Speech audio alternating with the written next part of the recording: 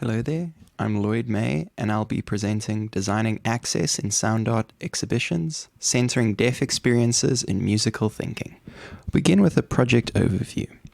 This case study details the process of recommending accessible technology solutions for an upcoming museum exhibition titled Musical Thinking, New Video Art and Sonic Strategy. The technologies we discussed included captioning, enhancing the exhibition with ASL or visual vernacular interpretation, and augmenting exhibits with haptics.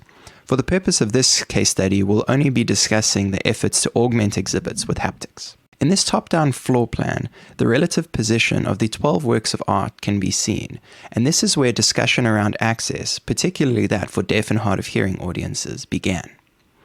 The curation team began working on 3D models and discussed various haptic technologies before finalizing a list of 4 technologies that we would like to evaluate in more detail. These technologies included the Neosensory Buzz, which is a haptic device worn around a single wrist with 8 haptic actuators. It has its own internal microphone and processing system. Next is a vibro-tactile transducer, which is placed beneath a sofa or bench. This is called haptic seating.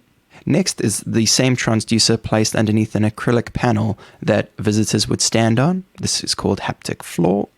And finally, passive haptics, namely handheld balloons or beach balls. Next on to the research team positionality.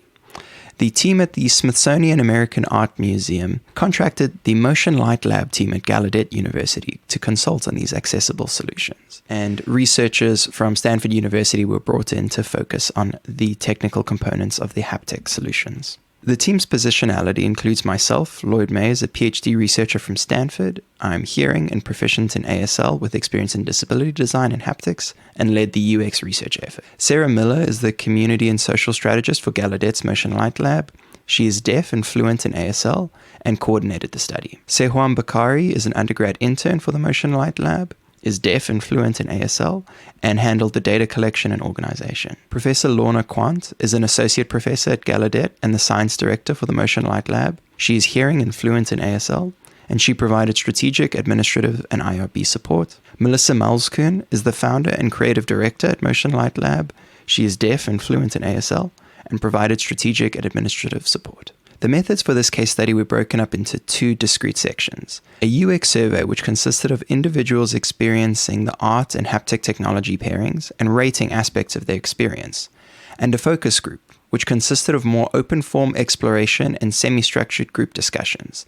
This allowed for more free-form association and nuanced discussion of edge cases. For the UX survey, we recruited 10 participants, 6 of whom self-identified as deaf, 3 as hard of hearing, 1 as hearing, mean age of 23 years, and 3 used hearing assistive technologies.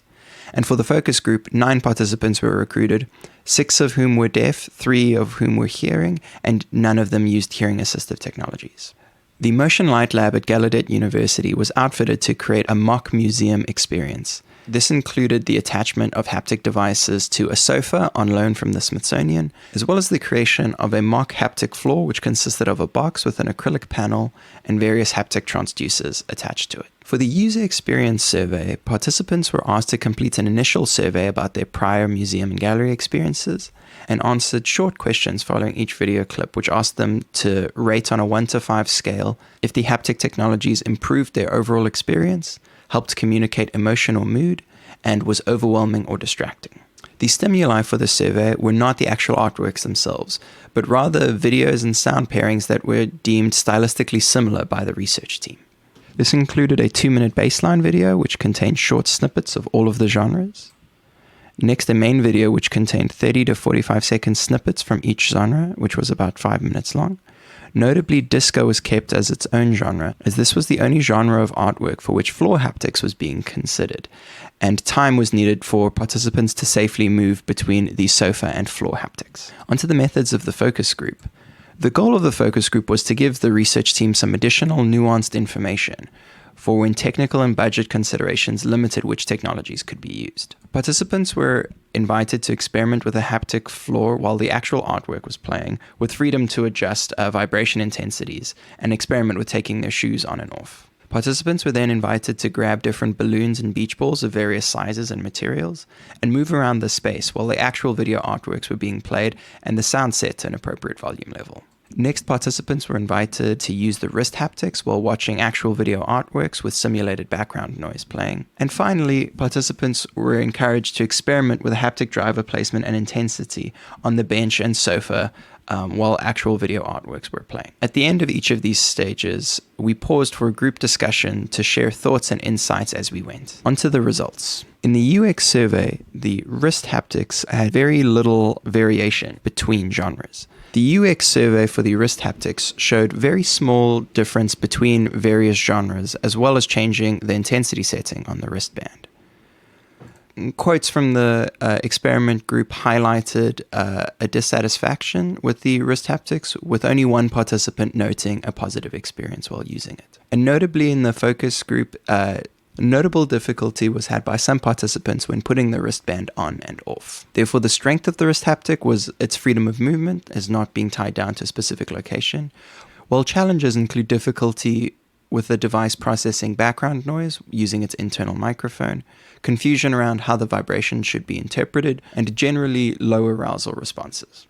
Onto the haptic seating, this showed strong genre effects as well as a strong preference for higher intensity setting. Notable participant quotes included references to immersion and feeling and connection to an experience, and critiques for certain genres such as opera noted a disconnect, and some participants had difficulty interpreting the vibrations, noting that I felt nothing that made sense to me as music. Insights from this testing showed a large preference for higher intensity settings for the haptic seating and showed a sizable genre effect, where genres with a large amount of rhythmic information such as hip-hop, gunshots, jazz, and Latin percussion were rated highly, opera was rated mildly, and nature ambient sounds were rated low. So the strengths of this included whole body stimulation feeling more immersive, allowing for consistency across exhibitions, and an opportunity for exhibits to consider aesthetic cohesion. Challenges include the loss of spatial information, strong genre effects, and the fact that this technology is fixed in space and does require touching the seating, which might be a particular challenge for patrons who are wheelchair users or use other mobility assistive devices. The haptic floor showed the strongest user preference, with users saying they love it being slightly ticklish, and it having a strong aesthetic coherence to the imagery of a bar or a nightclub. Overall, this was easily the strongest technology in genre pairing. Notably, shoes do impact the experience, such as larger, chunky heels dampening vibration, and some patrons might consider taking their shoes off. And the 50-watt driver, i.e. the largest one we had, seems preferable to the other smaller, weaker drivers. Therefore, the strength of this technology was a really strong user preference, feelings of immersion and thematic cohesion with the disco theme, and a challenge is shoes modulating intensity. And a notable limitation here was the lack of inclusion of wheelchair and other mobility assistive device users in this study. On to passive haptics. Insights from this, which were mainly gleaned from the focus group, is that participants playfully explored the space while holding the balloon, finding sweet spots and weak spots, with a strong preference to be closer to the speaker or subwoofer, and reactions were only mildly positive. Therefore, the strength of this approach is the more playful, exploratory feeling noted by users. The challenge is physical feedback is not as intense, and the logistics of managing balloons might be tricky. Onto the summary of results. Recommendations were made on an artwork by artwork basis. The haptic floor was very strongly recommended for the Gutierrez piece Clubbing. This was the disco-themed piece. Haptic seating was recommended for all other artworks given the challenge of wrist and passive haptics. Confidence in the recommendations ranged from high for video pieces with strong rhythmic information, medium to pieces containing some rhythmic information, and low for pieces with very weak rhythmic information. On to future work. A big point of discussion was on the vibrations themselves, answering the question, should we just pipe the original audio signals into the haptic devices? And the unanimous answer was no. This often led to a somewhat unsatisfying or at times confusing user experience. We plan to leverage the art of Foley, which is when artists record sound effects once production has finished to create these hyperreal sounds. We plan to leverage this through a framework of haptic Foley, where we will manually create a unique haptic signal for each artwork, and attempt to answer the questions, what is the role of haptics in this? Are we augmenting the visuals, or is it an augmentation or interpretation of the audio? And what is the compositional language that we can use when designing these haptic signals, such that it might be most easily understood and interpreted by the end user?